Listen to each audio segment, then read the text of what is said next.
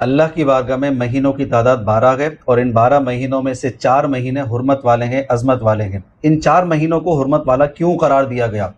3 لگاتار ہیں، ذوالقعدہ، ذوالحجہ، محرم، اور ایک الگ سے ہے رجب کا مہینہ۔ ان 4 مہینوں کو کون سی خصوصیت حاصل ہے؟ قرآن پاک نے ان کو اشہر الحرم کیوں قرار دیا ہے؟ اس آیت پاک کو آج انشاءاللہ مفتی صاحب سے سیکھتے ہیں، سمجھتے ہیں، اور جو اس میں عمل کرنے کے معاملات ہوں گے انشاءاللہ ہم اس میں عمل کرنے کی کوشش بھی کریں گے۔ ہماری بہت سی آن لائن کلاسز چل رہی ہیں تفسیر قرآن کے حوالے سے۔ آج زیادہ تر ضرورت ہمیں اسی بات کی ہے کہ ہم اللہ کے کلام کو صحیح طریقے سے سمجھیں، سیکھیں، تاکہ ہمارے آپس کے بھی اختلافات ختم ہو جائیں اور ایک نکھرا ستھرا دین اسلام ہمارے سامنے آ جائے۔ تو اگر آپ بھی مفتی صاحب سے پڑھنے کے متمنی ہیں، قرآن سیکھنا چاہتے ہیں، تو ہمارے اس آن لائن کورس کو ضرور جوائن کیجیے۔ تو یہ قرآن پاک نے جو 4 حرمت والے مہینے قرار دیے ہیں، کیا وجہ ہے کہ ان 4 مہینوں کو 12 مہینوں میں سے الگ کر لیا گیا، اور پھر 3 الگ الگ ہیں، ذوالقعدہ، ذوالحجہ، محرم، اور پھر رجب اٹھا کر الگ ہے؟ تو یہ الگ بھی ہیں، الگ الگ مہینے بنتے ہیں، اور 12 مہینوں میں سے 4 مہینے معظم بنا دیے ہیں، اس کی کیا وجہ بنتی ہے؟ بالکل جی، 3 تو لگاتار آتے ہیں، ذوالقعدہ، ذوالحجہ، محرم، چوتھا رجب ہے، اس میں اختلاف ہے۔ اچھا کئی علماء کے نزدیک وہ رجب کا مہینہ ہے، بہت سے علماء کے نزدیک وہ رمضان کا مہینہ ہے۔ اچھا، یہ اختلاف کیوں ہوا؟ ظاہر ہے جن وجہ سے ان مہینوں کو محترم قرار دیا ہے، جب وہ وجہ سمجھ میں آتی ہے تو یہ اختلاف بھی سمجھ میں آ جاتا ہے۔ دیکھیے گا، ہمارے دین میں حج کی جو عبادت ہے یہ بہت بڑا رتبہ ایک رکھتی ہے۔ ٹھیک ہے، اس کے پیچھے پورا ایک فلسفہ ہے، جو بنی اسرائیل وہاں سے شروع ہوا، وہاں بھی رہا اور یہاں پر بھی۔ ٹھیک ہے، اور وہ یہ ہے کہ ایک زمین اس دنیا کے اندر ایک ایسی ہو جو ایک مرکز کی حیثیت کے اندر ہو پوری دنیا کے لیے، جس کے اندر مذہب، جس کے اندر دین اسلام کا ایک نمونہ جھلکے، پوری دنیا کے لیے وہ مثال بن جائے۔ جیسے ارض مقدس تھا بنی اسرائیل کے لیے، اور ہمارے لیے بھی اس سرزمین کو اللہ تعالیٰ نے رکھا ہے۔ تو یہ جو خطہ ہے، یاد رکھیے گا، پوری دنیا کے لیے چونکہ ایک مثال بننا ہے توحید کا، تو یہاں کے لیے، یہاں کی زیارت کے لیے آنا، یہ فریضہ جسے حج یا عمرے کا ہم کہتے ہیں، یہ بہت اعلیٰ چیز ہے۔ صحیح، اس کے اندر کوئی رکاوٹ نہیں آنی چاہیے۔ اور اس کی وجہ یہ ہے کہ جب ابراہیم علیہ السلام کے بعد سے ہی ہم کئی دفعہ ذکر کر چکے ہیں کہ ختم نبوت کی طرف معاملہ جا رہا تھا، وہیں سے تیاریاں شروع ہوئی ہیں۔ اب نبوت نے ختم ہونا ہے، اب ہم نے کرنا ہے جو کچھ کرنا ہے۔ دنیا نے آ کے انسانوں نے انسانوں سے ہی دین سیکھنا ہے، نبی نہیں ہے، رسول نہیں ہے۔ تو اس وجہ سے جو حج کے لیے لوگوں نے آنا ہے، یہ بالکل پرامن رستہ ہو، ان کو تکالیف کوئی نہ ہو، کوئی دین سیکھنے آ رہا ہے، ارض مقدس آ رہا ہے، اس زمین پر آ رہا ہے، ابراہیم علیہ السلام والی زمین پر اس کو آنے کا موقع دیا ہے۔ اور ماضی کے اندر کیا، اب یہ 4 مہینے آپ کو سمجھ میں آئیں گے، ماضی کے اندر دیکھیں آج کل پورے ایک نظم کے ساتھ دنیا چلتی ہے۔ ہم نے کہیں کسی ملک جانا ہے، ٹائم ہوگا، بھائی فلاں ٹائم آپ کی فلائٹ ہے، جائیں گے، اس ٹائم پہ جائے گی، اس ٹائم پہ لینڈ کرے، پورا پروسیس ہے نا۔ صحیح، اسی طریقے سے ماضی میں بھی ہوتا تھا۔ تو ماضی کے اندر چاہے جب جانوروں کے سفر ہوتے تھے، لیکن بہت پراپر طریقے سے ہوا کرتے ہیں۔ میں اس کو یوں سمجھا دیتا ہوں، دیکھیے گا، جیسے یہ مکہ شہر ہے، دور دراز دنیا نے جو آنا ہوتا تھا، ایسا نہیں ہے کہ آپ اپنا گھوڑا گھر سے نکالیں اور کہہ چلیں جی میں عمرہ کرنے جا رہا ہوں، ایسا نہیں ہوتا۔ اس لیے کہ اتنے لمبے سفر، 3-3 4-4 مہینوں کے، 6-6 مہینوں کے سفر ہیں، وہ باقاعدہ قافلے نکلا کرتے تھے، جیسے ٹرینیں نکلتی ہیں، دن مقرر ہوتے تھے، مہینے مقرر ہوتے تھے، پھر ان کے باقاعدہ روٹس ہوتے تھے، ان قافلوں کے باقاعدہ اسٹیشنز بھی ہوتے تھے۔ جس طرح ہماری ٹرین جاری ہوتی ہے، آپ کو پتا ہے، ہمیں سب کو معلوم ہے، کراچی سے جو جائے گا حیدرآباد سٹاپ کرے گا، پھر حیدرآباد کے آگے روڑی سکھر پہ ٹرین سٹاپ کرے گی، سب کو معلوم ہوتا ہے۔ اس طرح سٹیشنز بھی مقرر تھے۔ جیسے آپ نے دیکھا ہوگا، یہ جو ہماری میقاتیں بنائی گئی ہیں، یہ میقات ذوالحلیفہ ہے، یہ میقات یلملم، یہ سارے سٹیشنز کے نام ہیں جہاں قافلے آ کے رکتے تھے۔ اسی طرح آپ نے مشہور شعر بھی سنا ہوگا، رسول پاک علیہ الصلوۃ والسلام جس وقت مدینہ تشریف لا رہے تھے تو کچھ بچوں نے شعر گنگنایا تھا، طالع البدر علینا من ثنیۃ الوداع، ثنیۃ الوداع سے ایک چاند چمک پڑا۔ سر یہ ثنیۃ الوداع کیا؟ یہ اس اسٹیشن کا نام ہے جو مدینے سے بالکل قریب پڑتا تھا، جہاں قافلے آ کے رکتے تھے۔ تو ماضی میں بھی پورا ایک پراپر طریقے سے سارے معاملات چل رہے ہوتے تھے، سب چیزوں کے روٹس تھے۔ اچھا، پوری دنیا سے جو قافلے آتے تھے، اس کے لیے ایک نظم یہ بنا ہوتا تھا کہ حج کے جو قافلے آتے ہیں وہ شوال سے جانا شروع ہو جاتے تھے پوری دنیا سے، یعنی تیاری پکڑ لیتے۔ تو لمبے سفر ہوتے تھے، کہیں 2 مہینے کا، کہیں 4 مہینے کا، 3 مہینے کا، تو سب جو ہے یہاں بآسانی پہنچ سکے۔ تو ذوالقعدہ، ذوالحجہ، محرم، یہ جو 3 مہینے ہیں جن کو حج کے مہینے بھی کہا جاتا ہے اور حرمت والے مہینے بھی کہا، اس سے پیچھے قافلے آنا شروع ہوتے تھے۔ آہستہ آہستہ یہاں پر آئے ہیں، پھر کچھ یہاں پر حج کے مناسک ادا ہوئے ہیں، پھر یہاں سے رخصت سفر ہوتا تھا، تو یہ جو 2 سے 3 مہینے ان کا تعلق حج ڈال دیا. اور اس کے علاوہ سال میں پوری دنیا سے ہی قافلے عمرے کے لیے بھی آیا کرتے تھے. وہ عام طور پہ یا رجب میں آتے تھے یا رمضان میں آتے تھے. اچھا، رجب میں بھی آتے تھے، رمضان میں بھی آتے تھے، ذہن میں رکھیے گا. اب آپ کو اختلاف بھی سمجھ میں آ جائے. رمضان میں کیوں؟ اللہ تعالیٰ نے قرآن میں ذکر فرمایا جب ابراہیم علیہ السلام نے تعمیر کی کعبے کی، فرمایا کہ طہر بیتی للطائفین والعاکفین والرکع السجود. یہاں لوگ اب نماز پڑھنے آئیں گے، ان کے لیے صفائی کا اہتمام رکھنا ہے.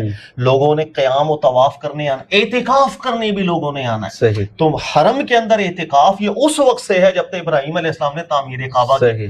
تو پوری دنیا کا آج بھی آپ نے دیکھا ہوگا بڑا شوق ہوتا ہے کہ رمضان کے مہینے میں اللہ کرے ہمیں نصیب ہو عمرہ، ہمیں نصیب ہو کعبہ جانا. یہ شوق شروع سے رہا ہے. تو بہت سے قافلے رمضان میں آتے تھے اس پلاننگ کے ساتھ، کچھ رجب میں آتے تھے. لہٰذا عمرے کے لیے اور حج کے لیے جو قافلے آ رہے ہوتے تھے اس مقدس سفر کے لیے، وہ اللہ کے اس مرکز آ رہے ہیں جہاں سے انہوں نے توحید سیکھنی ہے، دین سیکھنا ہے، سب چیزیں سیکھیں اور یہاں عملی نمونہ کا قیام ہو ہر لحاظ سے.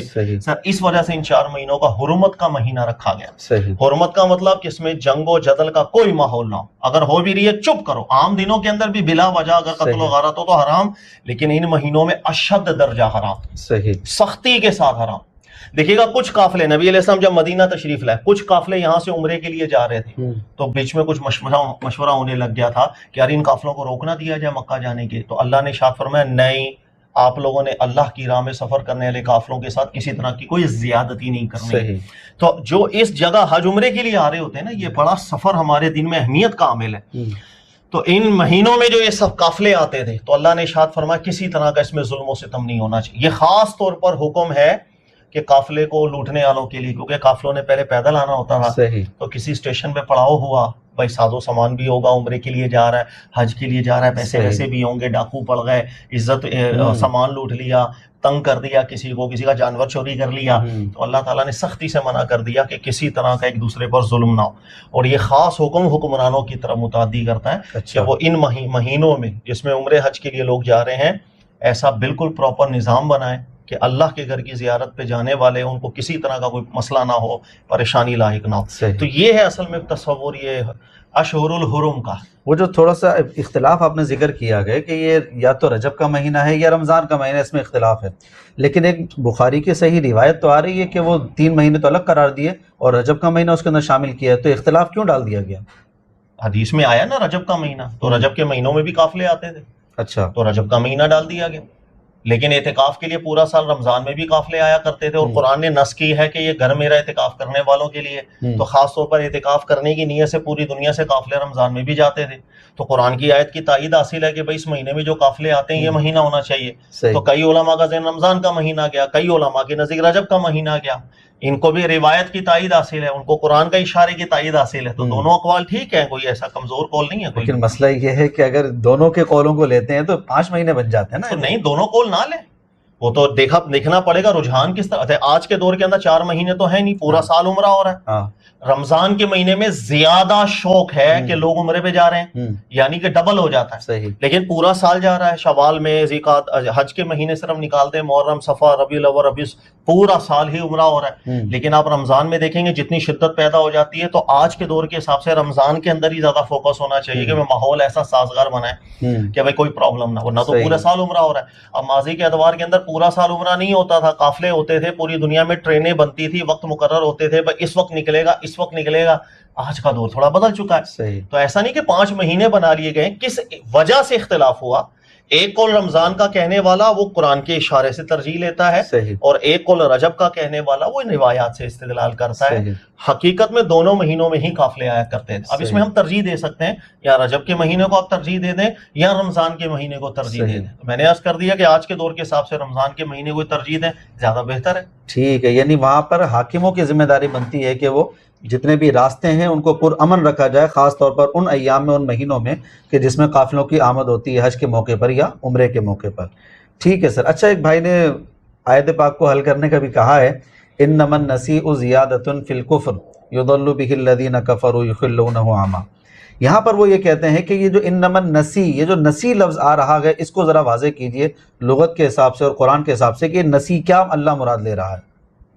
یہ ان کے ایک بدعت کی طرف اشارہ ہے جو زمانہ جاہلیت کے اندر مشرکین جو تھے انہوں نے ایک بدعت بنا لی. دیکھیے گا کہ دین چونکہ اللہ کا ہوتا ہے اور اللہ تعالیٰ کسی چیز کو مشروع قرار دیں یہ اختیار بھی اللہ رب العزت کا ہے, میں اس میں دخل نہیں دے سکتا. ہاں اللہ نے جہاں مجھے اجتہاد کی اجازت دی ہے میں اس راہ میں جو چاہے کرتا پھروں, جس میں اختیارات کلی دی ہیں میں جو مرضی کروں, لیکن جس راہ میں اللہ نے اختیار نہیں دیا میں وہاں پر کچھ کروں گا تو مسئلہ ہے. دیکھیے گا اللہ کسی چیز کو حلال کر دیں, اللہ کسی چیز کو حرام کر دیں اور نص آپ کے سامنے موجود ہے واضح. اب اگر کوئی بھی شخص آ کر اللہ کے حکم کو معطل کرنے کی کوشش کرے گا, یہ اپنے آپ کو خدائی جگہ کے اوپر لانا اس کو کہتے ہیں, یہ شرک ہے. صحیح. قرآن پاک ذکر کرتا ہے کہ کون ہے جس نے اللہ نے حلال کیا وہ کہہ رہا ہے میں حرام کروں. صحیح. شریک ٹھہرا رہے ہو اللہ کی بارگاہ میں, تو یہ چیز شرک ہوتی ہے ایکچولی کہ اللہ نے کسی چیز کو حرام ٹھہرایا اور آپ اس حکم کو معطل کرنے پر تل پڑے. یہی کام اہل کتاب نے کرنا شروع کر دیا تھا, اس لیے اللہ نے بیان کیا کہ تم ان کے علماء کو رب کا اسٹیٹس دینا شروع کر دیا ہے کہ وہ بھی اللہ کے حلال کو حرام ٹھہرا رہے ہیں اور تم لوگ مان رہے ہو. تو یہ چیز بری ہوتی ہے. اچھا اب اللہ تعالیٰ نے جن مہینوں کو حرام قرار ٹھہرا دیا تو زمانہ جاہلیت کے بہت سے جو بڑے سردار ہوا کرتے تھے وہ اپنے مقاصد کے لیے اس میں تبدیلیاں کر دیتے تھے. مثال کے طور پر ذوالحجہ کا مہینہ, ذوالقعدہ کا مہینہ یا محرم کا مہینہ, یہ 3 مہینے حرمت والے.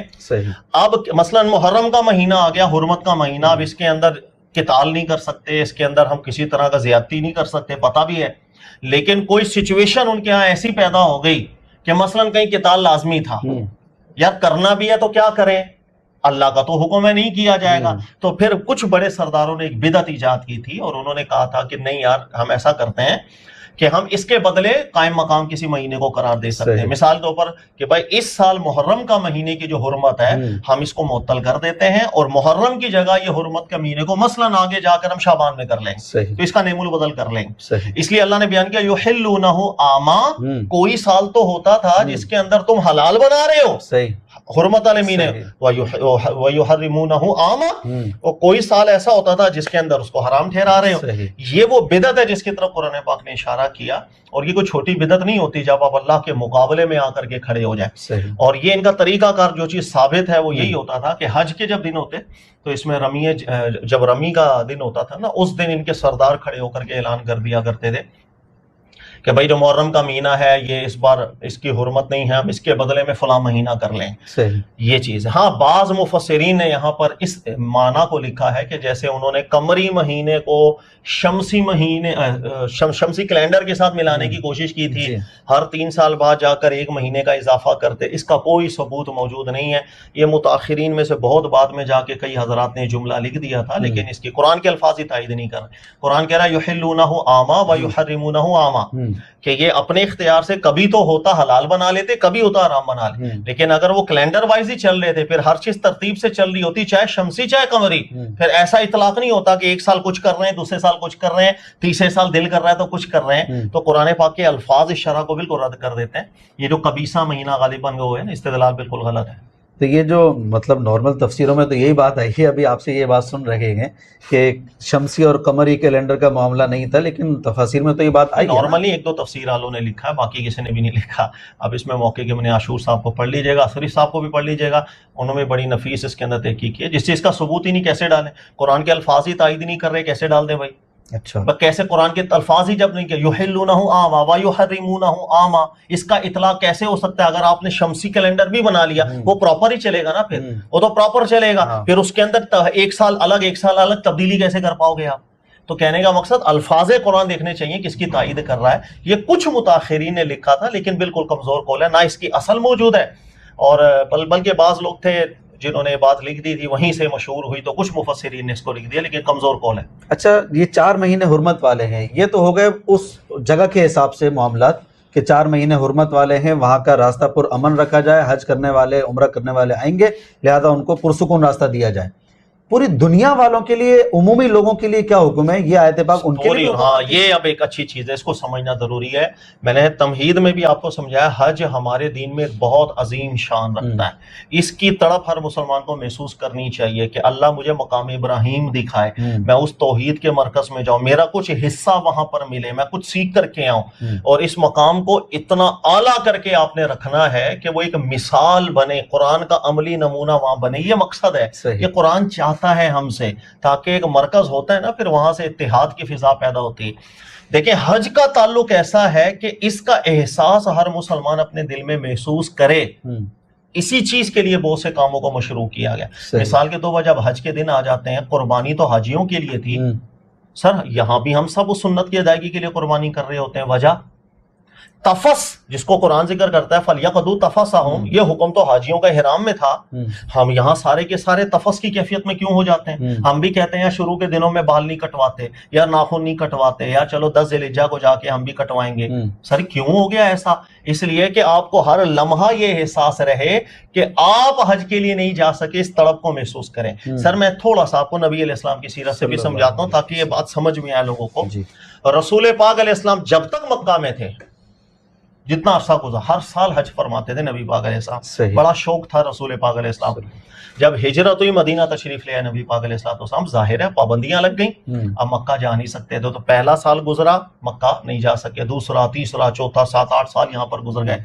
اب یہاں سے اللہ رب العزت کے حکم سے یہ سارے معاملات شروع ہوئے کہ جب حج کے دن آتے تھے، وہی ذی الحجہ کے دن شروع ہوتے، تو اب دنیا سے سارے حاجی مرکز میں آ رہے ہیں، لیکن بہت سے لوگ نہیں جا پا رہے، بہت سے لوگوں کے لیے رکاوٹیں بن گئی۔ تو رسول پاک علیہ السلام نے کچھ عمل حاجیوں والے ہی اپنے اوپر طاری کیے تاکہ وہ احساس برقرار رہے کہ یار ہماری ایک زمین ہے، وہ مرکز ہے، ابراہیم کا مرکز ہے، علیہ السلام توحید کا مرکز ہے، مجھے اس کی تڑپ ہے۔ اس لیے نبی علیہ السلام نے 10 دن تفس رکھا۔ تفس حاجیوں کے لیے ہوتا ہے، قرآن نے ذکر کیا وَلْيَقْضُوا تَفَثَهُمْ، کہ آپ نے زینت کا خیال نہیں کرنا، احرام باندھ لیا تو مست ملنگ، بس اللہ کی طرف توجہ اپنی کرو۔ پھر جس وقت مینا کے اندر آتے ہیں، اس وقت آپ نے تفس دور کرنا ہے، بال منڈوا کے، قربانی شربانی کر کے، صاف صف ہو کے، کپڑے پہن کے، پھر اللہ کے گھر طواف کے لیے آپ نے جانا ہے۔ تو یہ تفس کا حکم ان کے لیے تھا، لیکن نبی علیہ السلام نے بھی اپنے اوپر طاری کر لیا۔ قربانی ایکچولی وہاں تھی، یہاں بھی سنت قائم کر دی گئی۔ تو کہنے کا مقصد کہ ایک بہت گہرا احساس ہر بندے کے لیے رکھا گیا کہ حج کی اس جگہ کی ایک تڑپ اس کے دل کے اندر ہو۔ یہی وجہ ہے کہ مکہ ایک ایسا مرکز ہے، حرم ایک ایسا مرکز ہے، سر اس کے اوپر اگر آنچ آئے تو پوری دنیا کے مسلمانوں پر لازم ہو جائے گا دفاع کے لیے کھڑا ہو جائے، اس لیے کہ وہ ایک ہمارا ایک مرکز ہے، اب اس کو نہیں، وہی تو ہے سب کچھ۔ اور حقیقت مقصد قرآنی تو یہ ہے کہ وہ اتنا اعلیٰ عملی نمونہ اور مثال ہونا چاہیے کہ پوری دنیا میں اگر کسی کو بولیں کہ اسلام کیا ہے، سر وہ دیکھو جا کر، وہ ہے ٹھیک ہے۔ وہ بدقسمتی سے آج وہ نمونہ نظر نہیں آتا عملی لحاظ سے، وہ الگ بات ہے، لیکن مقصد ہمارے دین کا یہی ہے کہ آپ کے پاس ایک مرکز ہونا چاہیے بہترین۔ ٹھیک ہے، چلیں یہ تفصیل تو بہترین ہو گئی، اچھا سمجھ میں آ گیا، ایک مرکز اللہ تعالیٰ نے ہمیں بنا کے دیا ہے اور اس کا احساس پوری دنیا کے مسلمانوں کے دلوں میں ہونا چاہیے، بہترین سمجھا دیا آپ نے۔ اچھا، اب ان 4 مہینوں میں ایک محرم کے مہینے کا بھی ذکر آ رہا ہے۔ آج کے حساب سے بہت سارے سوالات بیدار ہوتے ہیں کہ محرم کے مہینے میں ہم کیا کر سکتے ہیں، کیا نہیں کر سکتے، خوشی کے معاملات، جیسے ایک سوال اٹھتا ہے کہ جناب محرم کے مہینے میں شادی کرنا، اب یہ حرمت والا مہینہ، عظمت والا مہینہ ہے، تو اس مہینے میں شادی کرنا کیا اس حرمت کے خلاف چلا جاتا ہے؟ نہیں، کوئی خلاف نہیں جاتا ہے، بلکہ یہ جو حرمت کے مہینے ہیں، اور رسول اللہ صلی اللہ علیہ وآلہ وسلم کا بھی حضرت میمونہ سے جو نکاح ہوا تھا رضی اللہ تعالیٰ عنہ، وہ اس حرمت کے مہینوں میں ہی ہوا تھا۔ اچھا، نکاح سے کوئی تعلق نہیں ہے، نکاح بالکل ہوگا، دنیا کے سارے کام ہوں گے۔ لا تظلموا فیہن انفسکم، قرآن کا حکم ہے کہ حقوق العباد کے معاملے میں تھوڑا زیادہ محتاط ہو جاؤ، پورا سال ہی ہونا ہے، لیکن ان 4 مہینوں کے اندر خاص طور پر ہو جاؤ۔ یہ بدقسمتی ہمارے یہاں سنت فوت ہو چکی ہے، یہ 4 مہینے اسی طرح کیجول ہم لیتے ہیں جس طرح پورا سال گزر رہا ہو، نارملی گزر جاتا ہے۔ حالانکہ یہ 4 مہینے جس وقت انٹر ہوں تو انسان ایک بڑا زبردست طریقے سے اپنے دل کو رکھ لے کہ یہاں پر کسی سے کوشش کرے کہ حرمت کے حوالے سے کسی سے ابتدا نہ ہو، اگر کہیں لڑائی کا معاملہ بھی بن رہا ہے تو کوشش کریں دفاعی صورتحال کے اوپر تو آپ چلے جائیں، لیکن آغاز کے اندر اگر آپ بولیں کہ میں کوئی کسی کے اوپر کارروائی کروں اس میں احتیاط کریں، لیکن ہمارے یہاں ایسا نظر نہیں آتا۔ ہمارے یہاں یہ 4 مہینے ایسے گزرتے ہیں جیسے پچھلے، بلکہ ان 4 مہینوں کے اندر آپ دیکھیں گے کہ بہت کثرت کے ساتھ ہمارے یہاں مسائل زیادہ ہونے لگ جاتے ہیں۔ سنت بالکل فوت ہو چکی ہے۔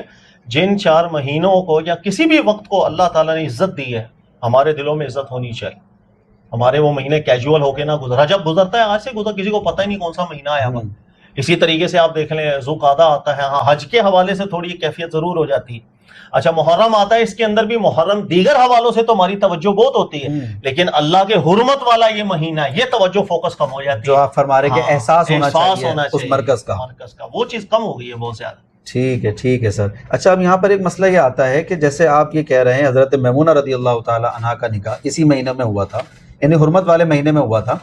اب اگر ایسا ہو کہ جس مہینے میں کوئی سنت ثابت ہو جائے یا جائز طریقہ ثابت ہو جائے، جائز کام ثابت ہو جائے اللہ کے نبی سے، تو بعد میں اگر اس مہینے میں کوئی واقعہ سانحہ حادثہ پیش آ جاتا ہے تو کیا اس حادثے کی وجہ سے، اس سانحے کی وجہ سے ہم اس خوشی کے کام سے رک جائیں گے؟ جس طریقے سے محرم کا مہینہ آ گئے، امام حسین رضی اللہ تعالی عنہ کا واقعہ ہوتا ہے، کربلا میں شہادت ہو جاتی ہے. واقعی مسلمانوں کے لیے ایک افسوسناک تو واقعہ ہے نا، یہ بہت بڑی بات ہے یہ کہ 60 سال گزرے نہیں پورے کہ نواسے رسول کو اس طرح ظلم شہید کر دیا گیا. تو اب مسئلہ یہاں پر یہ ہے کہ ایک واقعہ ہو گیا، اب بعد میں کیا ہم یہ کہہ سکتے ہیں جناب چاہے یہ معاملہ ہوا ہے لیکن آپ سنت کو چھیڑ چھاڑ میں نہیں لا سکتے، محرم کے مہینے میں پھر بھی شادی کرنا جائز رہے گا، ایسا صحیح ہے؟ ہاں بالکل ٹھیک ہے. یہاں سب سے پہلے امام حسین رضی اللہ تعالیٰ کی جو شہادت کا آپ نے ذکر کیا، ایسا صرف شہادت نہیں، اللہ کی حرمتیں پامال ہوئی ہیں. یہ محرم کا مہینہ، اس میں اللہ کی طرف سے خاص نص ہے لا تظلموا فیہن انفسکم، لیکن ہم نے اس مہینے کی بھی حرمت کا خیال نہیں رکھا گیا. یہ چیز قابل ہے، اس لیے میں نے آپ کو ذکر کیا ان مہینوں کی حرمت وہ نکل چکی ہوئی ہے ہمارے دل و دماغ سے، وہ برقرار رکھنی ہے ہر جگہ. اور دوسرا آپ نے کہا کہ اگر کوئی حادثہ ہو جائے، اس حادثہ، اس کا احساس یا اس کی ایک کیفیت وہ ایک الگ چیز ہے. جس چیز کو ہمارے دین نے مشروع رکھا ہے اس کے لیے کوئی دن مقرر نہیں کیا، پابندیاں نہیں لگائی ہیں، ہم نہ ہی پابندی لگائیں تو اچھا ہے. بات وہی ہے جس کام کو اللہ مشروع کر دے نا، تو پھر وہ اللہ کے مقابلے میں آ کر میں کھڑا ہو جاؤں اور میں بولوں نہیں جی میں اس حلت کو ہٹا رہا ہوں، میں اس حرمت کو ہٹا رہا ہوں، یہ شرک کے مترادف ہو جاتا. تو مجھے یہی کہنا چاہیے کہ اللہ نے مشروع رکھا ہے بس وہ کام مشروع ہے، کوئی کرے کوئی نہ کرے اس سے کوئی تعلق نہیں، کوئی فرق نہیں. ہاں یہ ہے کہ ہمارے عام طور پہ اگر ایک شادی ہو رہی ہے، اس شادی کے اندر 50 حرام کام کر رہا ہے، تو اب وہ ایکچولی محرم کے حرمت والے مہینے کو بھی پامال کر رہا ہے.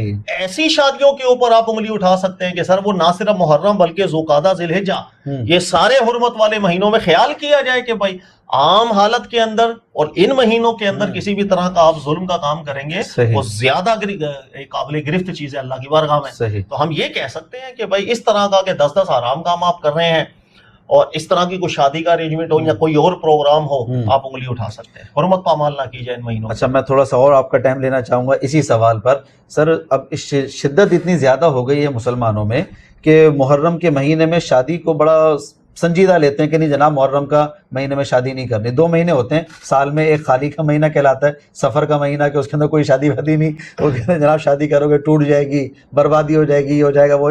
دوسرا محرم کے مہینے میں کہتے ہیں جناب شادی وادی نہیں کرو، اس میں شادی کرنا جو ہے نا وہ اچھا نہیں ہے، نواسے رسول کا واقعہ ہوا تھا، تم پر غم ہونا چاہیے، تم الٹا خوشی منا رکھے ہو.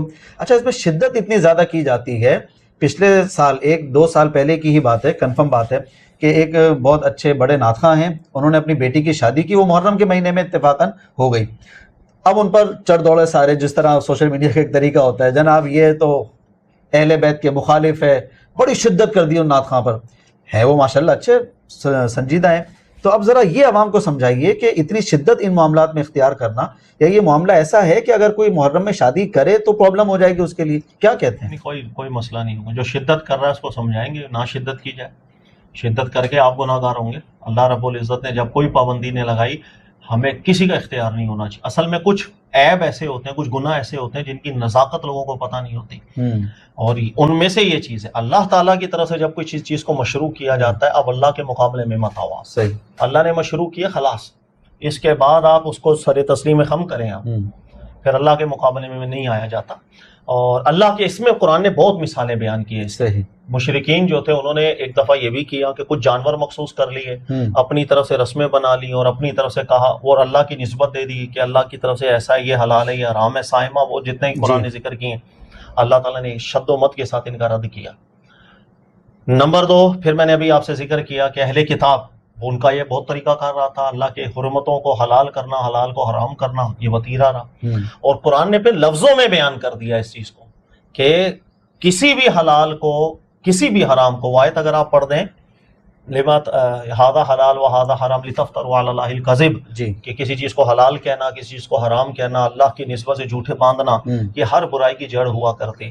جس کام کو قرآن پاک سے مشروعیت لاحق ہو جائے اب ممانت کے اوپر اگر قرآن ہی کے لفظ آپ کے پاس نہیں ہے تو زبان بند کی جائے. صحیح دنیا میں جائیں جو مرضی اجتہاد کریں آپ, دنیا میں جو چاہے کرتے پھریں. صحیح دین جہاں تک آپ دین کہتے ہیں اللہ کی نسبت, صحیح اللہ کی نسبت سے جب بات کرنی ہے تو اللہ کی بات ہی نقل کر کے کرنی, صحیح منطوق بات آپ کریں. صحیح یہ عافیت ہے. یہ کچھ عیب بڑے بہت ہوتے ہیں, لوگوں کو اس کی نزاکت کا پتہ نہیں ہوتا, صحیح. سمجھانا چاہیے. ٹھیک ہے سر, یہ بات تو یہاں تک سمجھ میں آ گئی, اور بہت اچھی بات کی ہے آپ نے کہ اللہ کوئی بات مشروع فرمائے تو ہم اس کو ترجیح دیتے ہیں, ہمیں اپنا اختیار نہیں رہتا ہے, ورنہ وہی بات ہو جاتی ہے یہ نہ وہو عند اللہ عظیم, کہ وہ اپنی طور پر سمجھ رہے ہوتے ہیں کہ معاملہ ٹھیک ہے, لیکن وہو عند اللہ عظیم, اللہ کی بارگاہ میں بڑا معاملہ ہو جاتا ہے. تو بڑا دھیان کرنا چاہیے, بڑی توجہ کرنی چاہیے ہر ایک مسلمان کو کہ جو اللہ نے مشروع قرار دیا ہے وہی ہونا چاہیے, اس کے علاوہ نہیں ہونا چاہیے. ٹھیک ہے سر, بہت شکریہ, جزاک اللہ خیر.